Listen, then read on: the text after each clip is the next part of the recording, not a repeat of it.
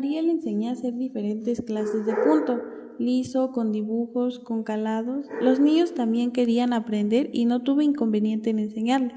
A las pocas sesiones ya me llegó a través de Genaro la noticia, que dicen en la taberna que usted quiere hacer a los chicos chicas, para que pierdan la fuerza y no trabajen en cosas de hombres. Fueron desaparecidos los niños y me quedé solo con mis niñas.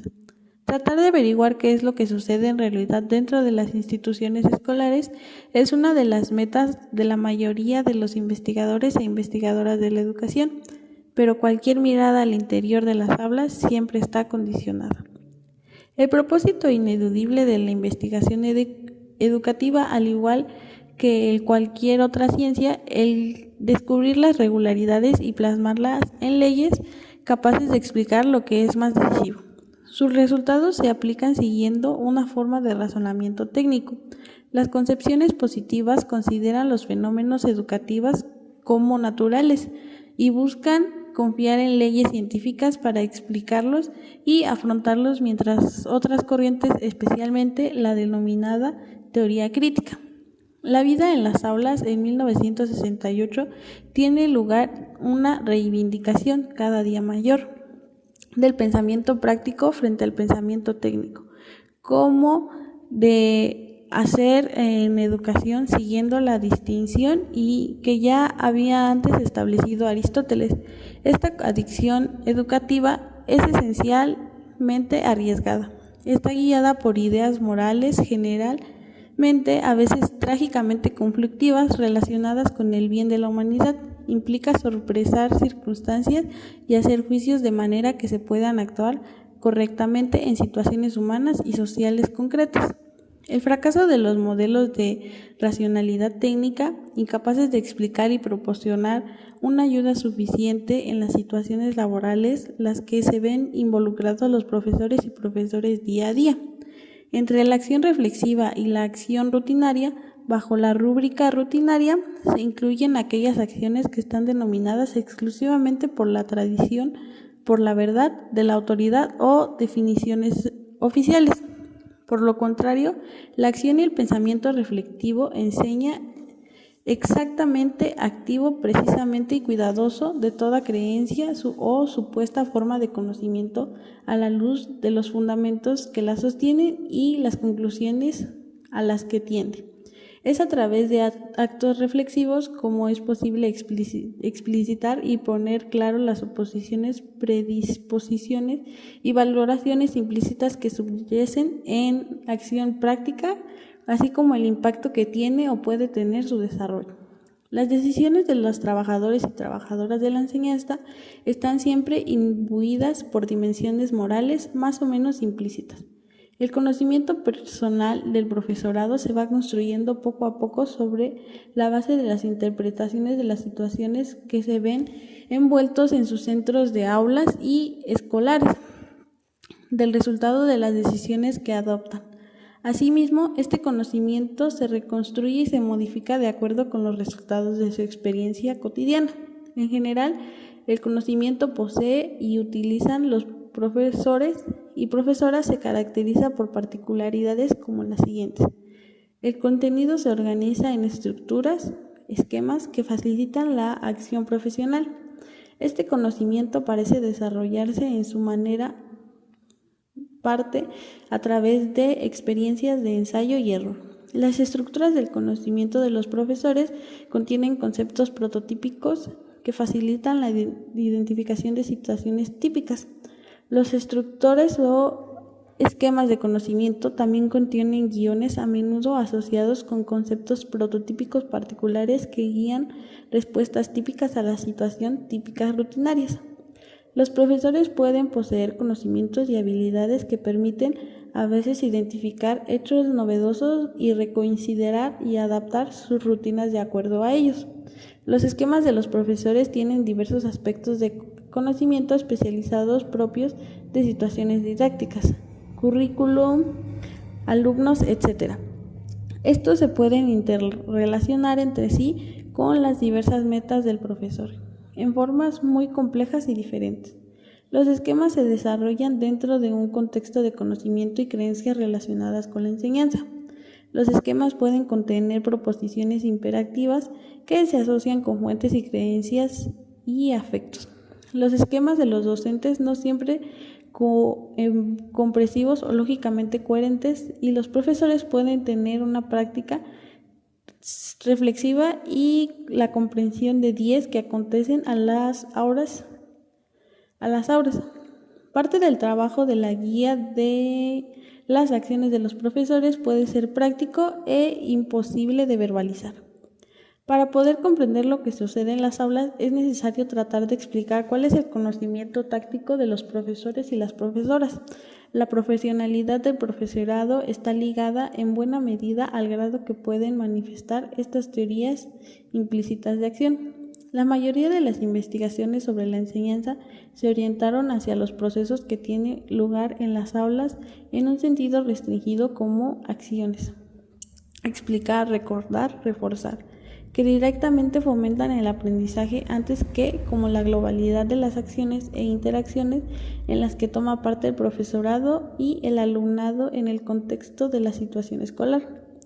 Es indispensable examinar el contexto social en el que está ubicado el centro escolar, las condiciones de trabajo del colectivo docente. La política educativa vigente pueden facilitar o también impedir la planificación y desarrollo de proyectos curriculares.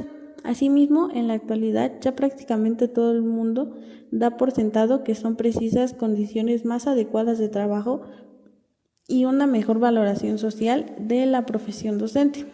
Para un primer momento, incrementar.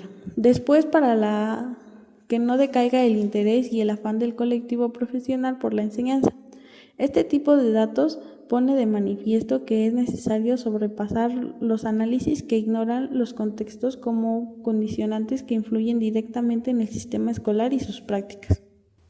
La formación del profesorado debe dar prioridad a la experiencia práctica y a las oportunidades para que los futuros profesores observen y participen en entornos reales de aula. Los programas de formación deben ayudar a los profesores a desarrollar la capacidad de adaptación, la capacidad de reflexión y las habilidades de resolución de problemas necesarias para afrontar los retos imprevistos que surgen en el aula.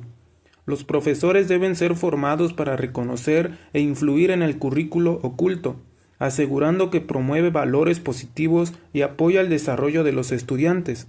Es necesario replantear la formación docente desde perspectivas epistémicas complejas, considerando los nuevos contextos educativos y la integración de tecnologías de la información y la comunicación. La reflexión que hace acerca de su experiencia al observar la vida dentro de las aulas. El problema principal que enfrentó fue determinar qué ver y qué escuchar cuando uno estudia algo tan cercano como la propia cultura, ya que lo cotidiano suele pasar desapercibido.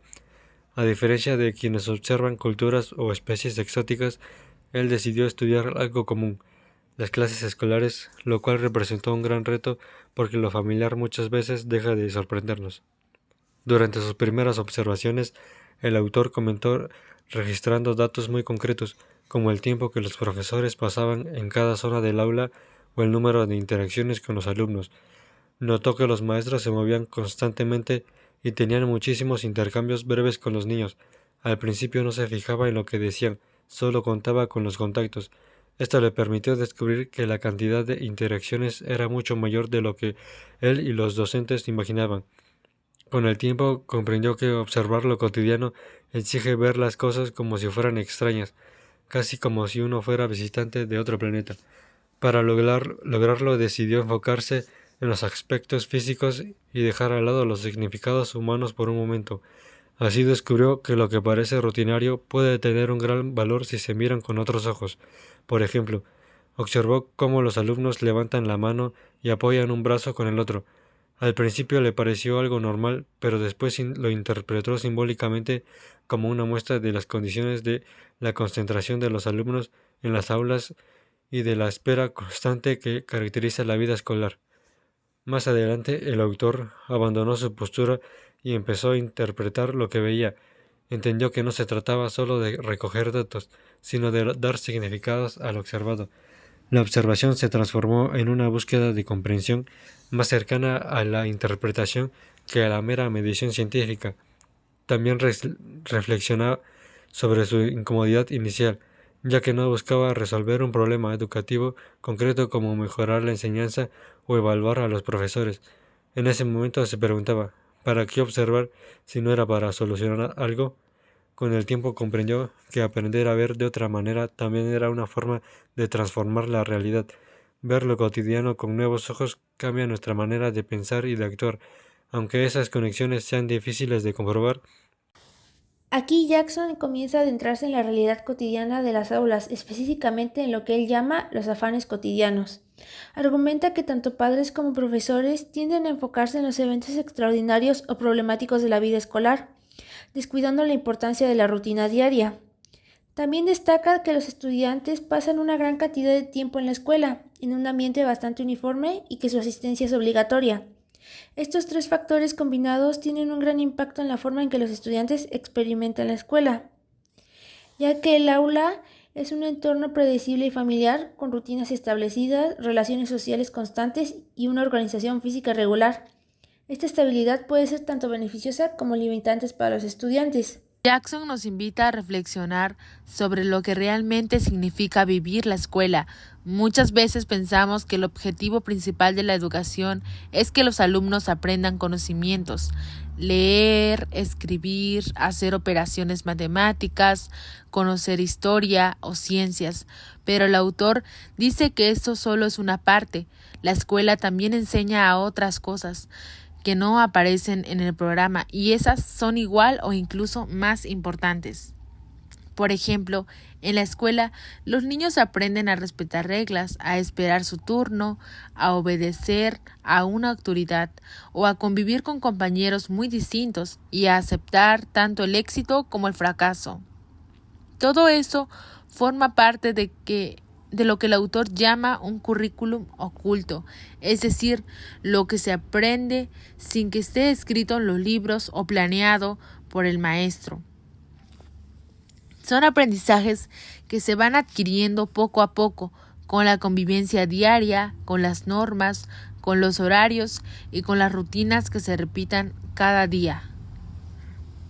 Jackson también menciona algo muy importante, que ir a la escuela es una obligación social. Los niños no van porque quieran, sino porque es algo que la sociedad exige. Todos deben asistir, cumplir horarios, hacer tareas, seguir instrucciones y adaptarse a un ambiente estructurado. Eso tiene ventajas porque enseña disciplina y responsabilidad. Pero también puede generar frustración, aburrimiento o desinterés. Sin embargo, el autor explica que incluso esas emociones negativas forman parte del aprendizaje, porque ayudan a los alumnos a desarrollar paciencia, autocontrol y tolerancia. La escuela, dice Jackson, es como una pequeña sociedad. Dentro del aula, los alumnos aprenden a compartir un espacio con otros, a respetar diferencias y a entender que no siempre se puede hacer lo que uno quiere. También aprenden a competir porque hay calificaciones, comparaciones y reconocimientos, y al mismo tiempo aprenden a cooperar porque muchas actividades exigen trabajar en equipo o ayudar a los demás. De esa forma, la escuela se convierte en un lugar donde se practican las mismas reglas que existen en la vida fuera de ella. El autor habla del papel del maestro. El maestro no solo enseña contenidos, sino que representa la autoridad, la figura que la guía, que pone límites y también que motiva. Según Jackson, los alumnos aprenden mucho observando cómo actúa el maestro, si es justo, si es amable, si escucha o impone. Todo eso influye en la manera en que los niños entienden el poder y el respeto y la justicia. Otro punto importante es el de los elogios y los castigos. Dentro de la escuela, los estudiantes constantemente reciben recompensas o sanciones, una buena calificación, un comentario positivo, un regaño o incluso una mirada de desaprobación. Estos detalles, aunque parezcan pequeños, van moldeando su autoestima y su forma de relacionarse con la autoridad. Aprenden que sus acciones tienen consecuencias, que el esfuerzo puede ser valorado pero también que el error forma parte del proceso. Jackson resalta que, aunque muchas veces la escuela puede ser aburrida o repetitiva, también es un espacio fundamental para formar el carácter y la personalidad. Ahí los niños aprenden a enfrentarse a la rutina, a la espera, a la competencia, a la frustración y también a la alegría de aprender algo nuevo o a recibir reconocimiento. Todo eso los prepara para la vida adulta, donde tendrán que enfrentar situaciones similares. En conclusión, este texto nos muestra que la educación no solo transmite conocimientos, sino que forma personas. Cada experiencia dentro del aula, ya sea una tarea, una corrección, una convivencia o un simple día de clases, deja una huella en los alumnos. Por eso, Jackson nos invita a mirar la escuela desde otro ángulo, no solo como un lugar donde se enseñan materias, sino también como un espacio donde se aprende a vivir en sociedad, donde se forman valores, actitudes y comportamientos que acompañan al estudiante toda su vida. Personalmente, este texto me hizo reflexionar en cada experiencia en la escuela tiene un sentido, incluso las que parecen negativas. El simple hecho de convivir, esperar, obedecer o esforzarse ya es una forma de aprendizaje. La escuela es como una pequeña versión del mundo, donde todos aprendemos a ser parte de una comunidad y a entender que aprender no solo significa estudiar, sino también aprender a vivir con los demás. El autor explica que, desde que un niño llega a la escuela, debe aprender a adaptarse al sistema de evaluación que domina la vida escolar. Cada día, el alumno se enfrenta a juicios y valoraciones, a veces explícitos, otras más sutiles, que provienen tanto de los profesores como de sus compañeros. En esta constante observación, el niño aprende a qué conductas son aprobadas y cuáles generan rechazo o sanción. Jackson señala que en el aula no solamente se evalúa el rendimiento académico, sino también aspectos personales como la cooperación, la simpatía, el esfuerzo o la disciplina. Los profesores suelen dejar constancia de estas cualidades en sus cuadernos con frases como «Ser es un niño ordenado y agradable» o «Johnny se esfuerza aunque tiene dificultades». Esto revela que la evaluación escolar abarca tanto el aprendizaje como la conducta y la personalidad del alumno. El texto también muestra que los juicios no provienen solo de los docentes. Los propios compañeros participan en esta red de evaluaciones informales. Un alumno puede ser visto como listo, tonto, tramposo o honrado, dependiendo de cómo se comporte. De esta manera, la escuela se convierte en un espacio donde la reputación social del estudiante tiene tanto peso como sus calificaciones. Uno de los valores más destacados por Jackson es la paciencia. La vida escolar enseña a los estudiantes a esperar su turno, a soportar frustraciones y a controlar sus impulsos. Ser paciente significa aprender a adaptarse a las reglas y ritmos del aula, incluso cuando no se está de acuerdo. De este modo, el aula se transforma en una especie de entrenamiento social, donde se aprende a convivir con las limitaciones impuestas por la institución. El autor explica que los alumnos pronto descubren cómo funciona el sistema de premios y castigos.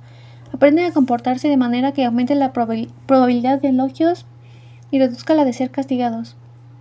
Esto puede llevar a actuar estratégicamente, buscando la aprobación del profesor y de los compañeros. En algunos casos, incluso llegan a fingir interés o a disimular errores para mantener una buena imagen. Jackson sugiere que esas pequeñas maniobras, aunque parezcan simples, son parte de un aprendizaje social profundo. El texto menciona también que las evaluaciones positivas, como los elogios o las sonrisas del profesor, suelen comunicarse más abiertamente que las negativas. Las críticas, en cambio, muchas veces se hacen en privado o se suavizan para no humillar al alumno. Sin embargo, ambos tipos de juicios forman parte de la experiencia cotidiana de la escuela y los niños aprenden a manejarlos como parte de su vida diaria.